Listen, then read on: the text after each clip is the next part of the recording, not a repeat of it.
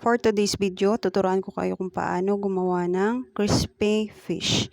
Ito, ibudbud nyo muna yung crispy mix nyo sa isang plato at saka isalain nyo muna yung isda. Pagkatapos nyan ay ibabad nyo yung isda sa gamit ang crispy mix. Yan, kailangan mabalot yung isda, guys.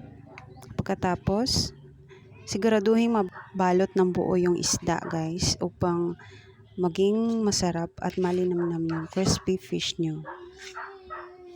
Yan. Pagkatapos nyo mabalot lahat ng isda, salang na kayo ng kawali. Nyo na yung mantika at kapag mainit na yung mantika, ilagay na yung mga isda na nabalot sa crispy mix.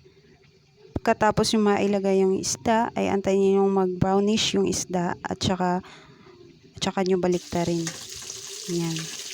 Kapag nabaliktad na lahat, mag-antay lang kayo ng 30 seconds at saka nyo ihain sa malinis na bowl. Pagkatapos, maglagay na ulit kayo ng isda sa kawali, guys. At kapag nalunod nyo na lahat, antayin nyo mag-brownish at saka baliktarin ulit. In just 30 seconds, pwede nyo siyang ihain at saka kain na. So, in just 1 and 30 minutes, meron na kayong fried fish. Thank you for watching.